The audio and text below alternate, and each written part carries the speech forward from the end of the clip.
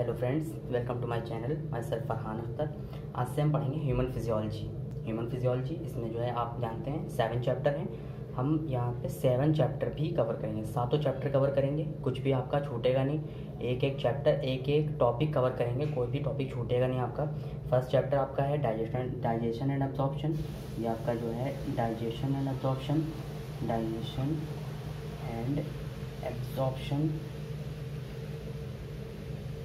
ये आपका चैप्टर आज हम स्टार्ट करेंगे। डाइजेशन एंड एब्जॉर्प्शन आज स्टार्ट करेंगे। फिर उसके बाद breathing and exchange of gases पढ़ेंगे। और फिर उसके बाद हम पढ़ेंगे body fluid and circulation chapter. फिर उसके बाद जो पढ़ेंगे excretory products and their elimination, then locomotion movements and then neural control and coordination पढ़ेंगे। और फिर उसके बाद में जो है केमिकल कोऑर्डिनेशन पढ़ेंगे। फिर जो है 7 चैप्टर आपके कंप्लीट हो जाएंगे। ह्यूमन फिजियो हम पूरा पढ़ेंगे, आप जो परेशान मत होइएगा। डाइजेशन एंड एब्जॉर्प्शन की अगर हम बात कर लेते हैं तो सबसे पहले अगर डाइजेशन की बात कर लेते हैं, डाइजेशन का मतलब ही होता है पचना। हम जैसे कोई भी खाना खाए हम, अब वो पचता है, ठीक है। एब्जॉर्प्शन का मतलब उसे अवशोषित करना, जो पच जाती है जो चीज़ उसे जो है अवशोषित कर लेना जो होता है वो एब्जॉर्प्शन कहलाता है। पचना और अवशोषित करना, ठीक है। अब यहाँ पे हम बात कर रहे हैं फूड की। अगर हम बात कर लेते हैं तो food is one of the basic requirement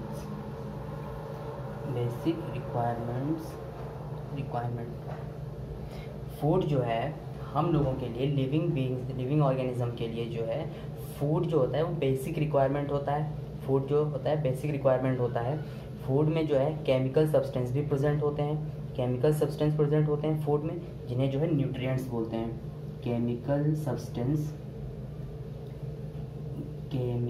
substances जो होते हैं इन्हें हम बोलते हैं न्यूट्रिएंट्स बोलते हैं।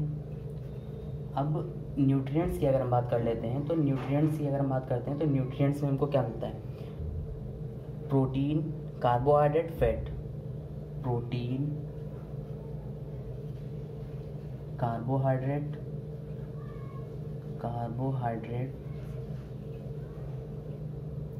एंड ये फैट। ये जो है आपके protein, carbohydrate, fat, this is major component. ये आपके हो जाएंगे मेजर कंपोनेंट न्यूट्रिएंट का। ये इसे बोलते हैं मेजर कंपोनेंट। ये जो है हमको फूड में जो है ज़्यादातर प्रोटीन, कार्बोहाइड्रेट और फैट मिलता है, इसीलिए इसे मेजर बोलते हैं। और जो है विटामिन्स और मिनरल्स भी मिलते हैं, इसीलिए उन्हें माइनर कंपोनेंट बोला जा सकता है। विटामिन्स एंड मिनरल्स भी मिलते हैं। Minerals this is called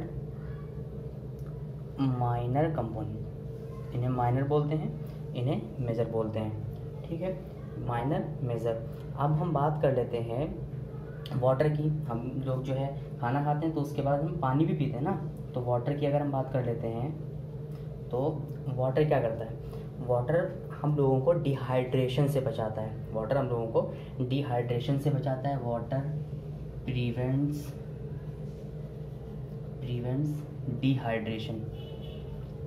dehydration. ये हमको जो है डिहाइड्रेशन से बचाता है। वाटर प्रिवेंट डिहाइड्रेशन से हमको बचाता है। और वाटर जो होता है ये इन्वॉल्व होता है, वाटर इन्वॉल्व्स इन मेटाबॉलिज्म। हमारी बॉडी के अंदर जो मेटाबॉलिज्म होती है, मेटाबॉलिज्म में जो है इन्वॉल्व होता है, वाटर मेटाबॉलिज्म में इन्वॉल्व होता है। अब हम बात करते हैं कि डाइजेशन होता क्यों है, क्यों होता है डाइजेशन, और डाइजेशन होता क्या है। अब जो है क्वेश्चन आता है डाइजेशन होता क्यों, डाइजेशन क्यों होता है, बताइए। क्योंकि जो हम लोग फूड खाते हैं वो उसमें जो मैक्रोमोलिक्यूल, जो न्यूट्रिएंट्स जो होते हैं वो हमको मैक्रोमोलिक्यूल्स के फॉर्म में मिलते हैं। मैक्रोमोलिक्यूल्स किसे बोलते हैं? जिनका साइज़ 10,000 डाल्टन से ज़्यादा होता है, उसे बायोमैक्रोमोलिक्यूल्स बोलते हैं या मैक्रोमोलिक्यूल्स बोलते हैं। तो हम लोगों की जो बॉडी होती है वो मैक्रोमोलिक्यूल्स को जो है ये डायरेक्टली एब्जॉर्ब नहीं कर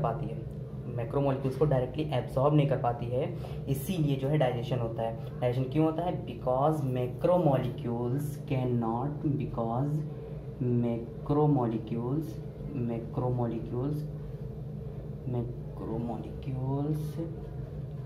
can not absorb by in their body in their original form में जो है in their original form macromolecule can not absorb by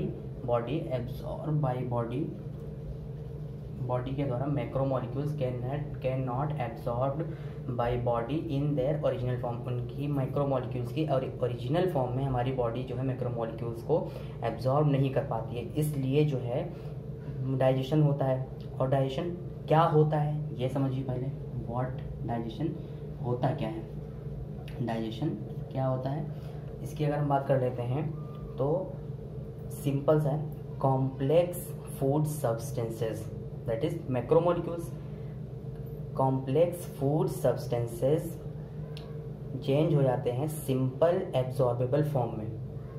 इस कंडीशन को ही, इस प्रोसेस को ही बोलते हैं डाइजेशन, या फिर बोल सकते हैं break down of complex food substances into simple absorbable form.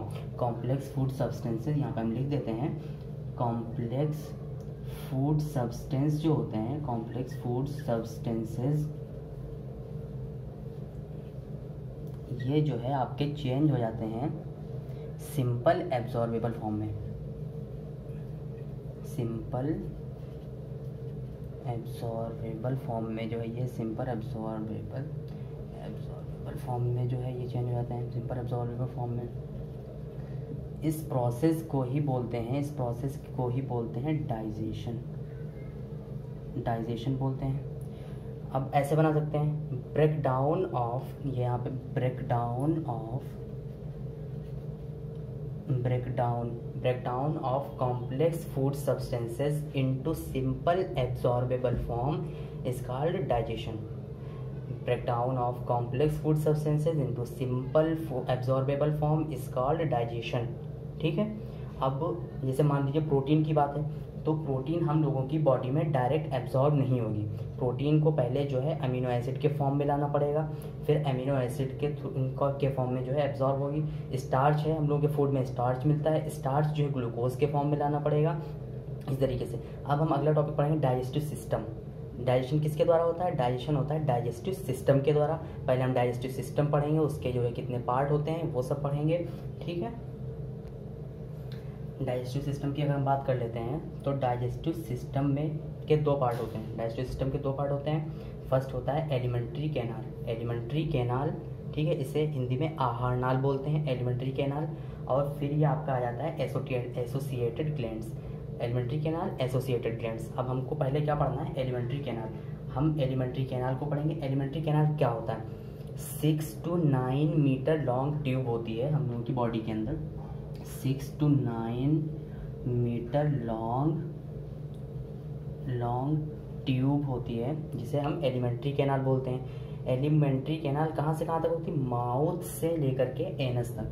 हम लोगों के माउथ से लेकर के ये जो है आपकी alimentary canal 6 to 9 metre long tube होती है। ये जो है ये माउथ से ये जो है होती है ये एनस तक। माउथ से एनस तक 6 to 9 मीटर लॉन्ग होती है। जो अब इसका सीक्वेंस देख लेते हैं, तो सीक्वेंस में देखिए आप, ये स्टार्ट हुई कहाँ से? माउथ से। माउथ, फिर ये जो है इसके बाद बक्कल कैविटी, फेरिंग्स आ जाएगा। फेरिंग्स के बाद आ जाएगा आपका ईसोफेगस। आपका आ जाएगा ईसोफेगस के बाद में आपका आ जाएगा स्टमक आ जाएगा आपका। स्टमक के बाद में आपका आ जाएगा स्मॉल इंटेस्टाइन के बाद में आपका आ जाएगा लार्ज इंटेस्टाइन आपका आ जाएगा। Mouth, buccal cavity, pharynx, oesophagus, stomach, small intestine, large intestine. ये पूरा जो है इतना पार्ट कहलाता है एलिमेंट्री कैनाल। एलिमेंट्री कैनाल ये है, ठीक है। ये आपको सीक्वेंस याद रखना है, यहाँ से क्वेश्चन बनते हैं और ख़ासकर नीट एग्ज़ाम में जो है इससे बहुत ज़्यादा क्वेश्चन पूछे जाते हैं, बहुत ही ज़्यादा इससे क्वेश्चन पूछे जाते हैं। माउथ की अगर हम बात कर लेते हैं तो माउथ, फिर उसके बाद में buccal cavity, pharynx, oesophagus, stomach, small intestine and large intestine. अब इसके आगे अभी हम बात करते हैं बकल कैविटी की। माउथ की अगर हम बात कर लेते हैं तो माउथ जो होता है वो आपका होता है एलिमेंट्री कैनाल की ओपनिंग। एलिमेंट्री कैनाल की ओपनिंग को भी माउथ बोलते हैं। अब अभी हमने आपको बताया माउथ के बाद में कौन सा आता है, माउथ के बाद में आता है आपका बकल कैविटी। बकल कैविटी की अगर हम बात कर लेते हैं तो ये आपका बकल कैविटी आता है। तो बकल कैविटी की अगर हम बात करते हैं तो बकल कैविटी में आप देखते हैं 2 चीज़ पाई जाती हैं। पहली बात जो है एक मस्कुलर टंग पाई जाती है, मस्कुलर टंग पाई जाती है, और फिर आपके ये तीत पाए जाते हैं। दांत आपके जो है बकल कैविटी या ओरल कैविटी में होते हैं। बकल कैविटी भी बोल सकते हैं उसे, या फिर जो है हम ओरल कैविटी भी बोल सकते हैं। तो आज अभी हम जो है पहले जो है तीत पढ़ेंगे, फिर उसके बाद पढ़ेंगे टंग। तीत और टंग दोनों टॉपिक हमको पढ़ने हैं। बात कर लेते हैं तीत की। अगर हम तीत की बात कर लेते हैं तो स्टडी ऑफ तीत, तीत की स्टडी, दांत जो हैं हमारे, अगर इनकी स्टडी के बारे में पूछा जाए तो स्टडी ऑफ तीत इज कॉल्ड, तो study of teeth is called odontology. Odontology, odontology बोलते हैं इसे, ठीक है। और बात कर लेते हैं अगर जो ह्यूमन के जो टीथ होते हैं ये एक सॉकेट जॉ बोन में जो है धसे होते हैं, एम्बेडेड होते हैं।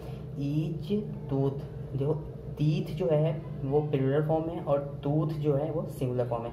प्रत्येक दांत जो होता है वो धंसा होता है सॉकेट ऑफ जॉ बोन, जबड़े की जो बोन होती है उसके जो है सॉकेट में हर दांत जो है धंसा होता है। इस टाइप के अटैचमेंट को क्या बोलते हैं, इस टाइप के अटैचमेंट को बोलते हैं थीकोडोंट डेंटिशन। अब हम यहाँ पे लिख लेते हैं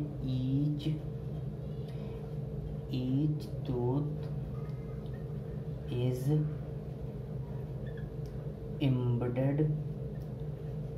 embedded in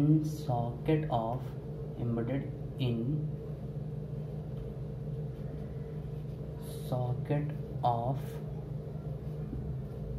jawbone, this type of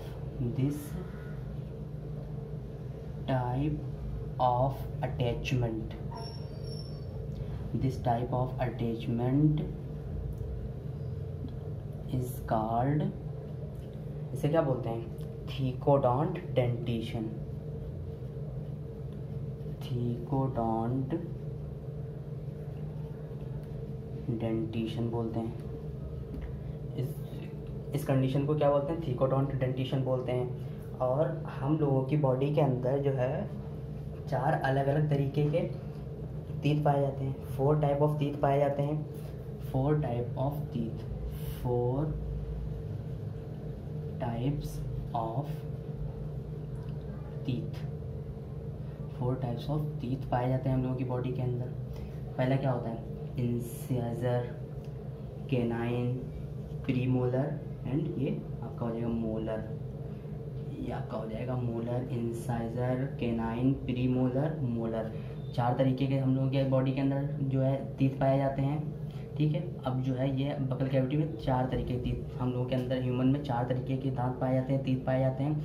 अब इस कंडीशन को क्या बोलते हैं, this condition is known as, condition को जो है क्या बोलते हैं, 4 अलग अलग तरीके के हैं, तो इस कंडीशन को बोलेंगे हेट्रोडोंट डेंटिशन।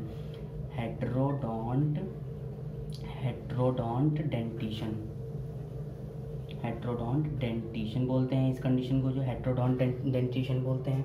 अगर हम बात कर लेते हैं डेंटल फार्मूला की, तो डेंटल फार्मूला की अगर हम बात कर लेते हैं, डेंटल फार्मूला की अगर हम बात कर लेते हैं तो हम लोगों में, ह्यूमन में जो एडल्ट होते हैं उनका डेंटल फार्मूला होता है 21-23 upon 21-23। Incisor, canine, premolar, molar. ये फिर से देखिएगा, इंसाइजर, कैनाइन, प्रीमोलर, मोलर, ठीक है। अब इनको जो है आप कैसे जो है इनको जानेंगे। डिफिनीशन क्या है, पहली बार डेंटल फॉर्मूला की जो डिफिनीशन है वो क्या है, अरेंजमेंट ऑफ टीथ, दांतों का arrangement, the arrangement of teeth in half of upper jaw and half of lower jaw. एक साइड का अपर जॉ का हाफ और लोअर जॉ का हाफ, इस अरेंजमेंट को ही जो है डेंटल फॉर्मूला बोलते हैं। तो फिर से देखिएगा, इसकी जो डिफिनीशन याद रखिएगा, arrangement of teeth in half of upper jaw, half of upper jaw and half of lower jaw is called dental formula. इसी को डेंटल फॉर्मूला। अब देखिए 2 1 3 2 5 3 8, अब यहाँ पे जो ये 8 हो गए आपके, 8 अपर जॉ में हाफ, आधे अपर जॉ में जो है हाफ अपर जॉ में 8 दांत हुए, और फिर ये हाफ लोअर जॉ में भी जो है 8 दांत हुए। इनको जो है 2 से मल्टीप्लाई कर दो तो ये 8, ये जो है 16/16, मतलब ये 16 हम लोगों के अपर जॉ में दांत होते हैं, टीथ होते हैं, और हम लोगों के जो है लोअर जॉ में जो है 16 टीथ होते हैं, 16 दांत होते हैं। ठीक है, इस तरीके से याद रखिएगा। और फिर अगर हम चाइल्ड की अगर हम बात कर लेते हैं, चाइल्ड में अगर हम बात कर लेते हैं, जो चाइल्ड होते हैं, अगर चाइल्ड की बात करते हैं तो इनका जो फॉर्मूला होता है ये होता है आपका 2102 upon 2102 2102 incisor, canine, premolar, molar. अब इनका भी इस छोटे बच्चों में 20 टीथ होते हैं। ठीक है, 20 टीथ होते हैं। ये आपके इधर जो है एडल्ट में 32 होते हैं, और जो चिल्ड्रन होते हैं उनमें जो है 20 होते हैं। तो ये आप इसकी भी जो है कैलकुलेशन कर सकते हैं। ये 5/5 इंटू 2 दैट इज़ 10/10, और ये आपके हो जाएंगे 20 टीथ। अब आपको ये याद रखना है, ये आपका इंसाइजर, कैनाइन, प्रीमोलर। अब लोग चाइल्ड में जो है प्रीमोलर जो है एब्सेंट होते हैं, चाइल्ड में प्रीमोलर एब्सेंट होते हैं, और ये जब प्रीमोलर ये जो होते हैं ये एब्सेंट होते हैं। और फिर और याद रखना है आपको, जो है जो मोलर होते हैं, जो थर्ड मोलर जो होता है उसको विजडम टीथ बोलते हैं। ये यहाँ पे 2 मोलर हैं, और जो थर्ड मोलर जो होता है उसे जो है विजडम टीथ बोलते हैं। ये आपको याद रखिएगा, विजडम टीथ से बोलते हैं। अब अगर हम बात कर लेते हैं ह्यूमन की, तो ह्यूमन में 2 तरीके के टीथ पाए जाते हैं। 2 types of teeth present in human. Human में जो है 2 तरीके के टीथ पाए जाते हैं, और फर्स्ट टाइम निकलते हैं, और then second time. First time जो टीथ निकलते हैं जब बच्चे होते हैं, फर्स्ट टाइम जो टीथ होते हैं, इन्हें जो है क्या बोलते हैं, इन्हें डेसिडुअस मिल्क बोलते हैं। डेसिडुअस मतलब होता है जो टूटने वाले, ये जो है जो टूटने वाले होते हैं डेसिडुअस टीथ, डेसिडुअस, या फिर जो है इन्हें मिल्क टीथ बोलते हैं। डेसिडुअस टूटने वाले, मिल्क टीथ बोलते हैं ना, दूध वाले दांत जो होते हैं, या फिर इन्हें टेम्परेरी टीथ बोलते हैं। टेम्परेरी इन्हें बोलते हैं, टीथ बोलते हैं, टेम्परेरी टीथ बोलते हैं। और जो सेकंड टाइम निकलते हैं, सेकंड टाइम जो टीथ निकलते हैं, सेकंड टाइम जो टीथ निकलते हैं, इन्हें क्या बोलते हैं, जो सेकंड टाइम होते हैं इन्हें बोलते हैं एडल्ट टीथ बोलते हैं, या फिर जो है इन्हें बोलते हैं परमानेंट टीथ।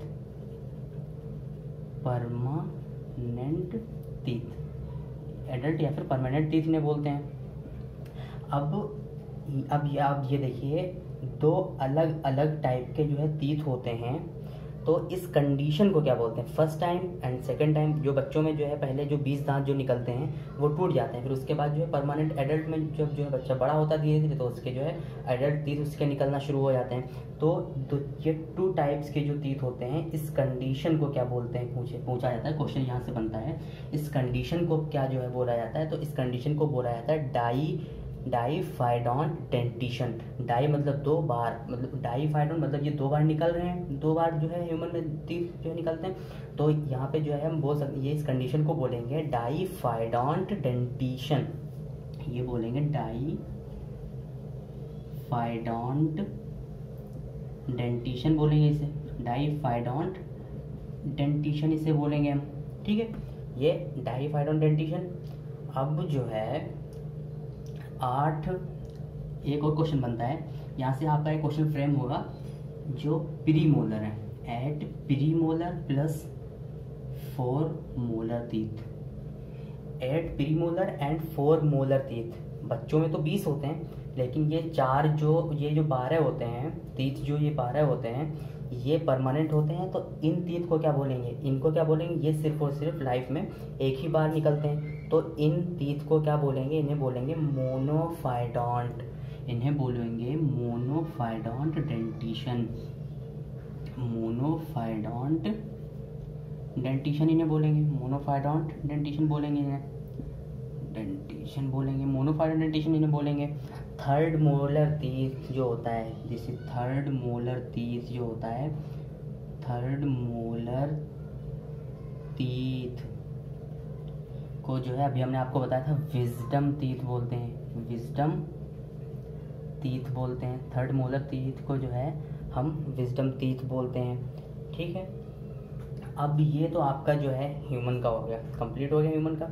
अब यहाँ पे जो है एक क्वेश्चन और बनता है, रेबिट के बारे में पूछा जाता है। तो रेबिट में जो डेंटल फार्मूला होता है, रेबिट का डेंटल फार्मूला 2033/2 नहीं सॉरी, ये हो जाएगा आपका 1023। अब जो है यहाँ पे आप देख लिए 3 3 6 2 8 8/2 325/6 इंटू 2 कर लो, इंटू 2 कर लोगे, कितने आ जाएंगे, ये आपका जो है आ जाएगा 16/12, दैट इज़ ये आपके जो है 28 टीथ जो है किस में पाए जाते हैं, रेबिट में। अब जो है हम इसके बाद हम पढ़ेंगे टंग, ये टीथ आपका कंप्लीट हो गया। अब हम पढ़ेंगे टंग के बारे में। अब हम यहाँ पे जो है बात करेंगे टंग के बारे में। टंग क्या होता, मतलब जो हम लोगों की जो है बकल कैविटी के अंदर हमने टीथ और टंग बताया। टंग जो है एक मस्कुलर ऑर्गन है, tongue is a muscular organ, tongue जो है ये आपका मस्कुलर ऑर्गन है, tongue is a muscular organ, tongue जो है एक मस्कुलर ऑर्गन है। ठीक है, पहली बात ये मस्कुलर ऑर्गन होता है। टंग जो होता है वो अटैच होता है बकल कैविटी में, टंग जो होता है बकल कैविटी के फ्लोर से अटैच होता है। टंग इज होती है ये, tongue is attached, tongue is attached to floor of buccal cavity, buccal cavity के फ्लोर से जो है अटैच होती है टंग जो होती है। अब उस फ्लोर को क्या बोलते हैं, इसे बोलते हैं फ्रेन्यूलम, फ्रेन्यूलम बोलते हैं। फ्रेन्यूलम से जो है बकल कैविटी के फ्लोर से अटैच होती है, इस स्ट्रक्चर को, जिस स्ट्रक्चर से अटैच होती है उसे फ्रेन्यूलम बोलते हैं। टंग हैज़ मेनी स्मॉल प्रोजेक्शंस, जो हम लोगों की जो ज़बान होती है, टंग जो होती है जिब में, टंग इसमें जो है कई सारे छोटे छोटे प्रोजेक्शंस पाए जाते हैं। टंग हैज़ मेनी प्रोजेक्शंस, इसमें जो है छोटे छोटे प्रोजेक्शंस पाए जाते हैं, और इन प्रोजेक्शंस को जो है नाम देते हैं, इन प्रोजेक्शंस को नाम देते हैं पेपिली, इन्हें जो है नाम देते हैं पेपिली का इन्हें नाम देते हैं हम। टंग में जो छोटे छोटे स्मॉल प्रोजेक्शंस पाए जाते हैं उन्हें हम पेपिली का नाम देते हैं, पेपिली का नाम देते हैं। अब पेपिली जो होती हैं वो 3 टाइप की होती हैं, 3 टाइप्स ऑफ पेपिली। पेपिली जो है 3 प्रकार की होती हैं। पेपिली जो होती हैं, papillae are 3 types, papillae are 3 types, papillae जो होती हैं 3 प्रकार की होती हैं। ठीक है, फर्स्ट नाम है फिलीफॉर्म पेपिली। सेकंड जो है सरकमवैलेट पेपिली पाई जाती है। थर्ड जो है फुंजीफॉर्म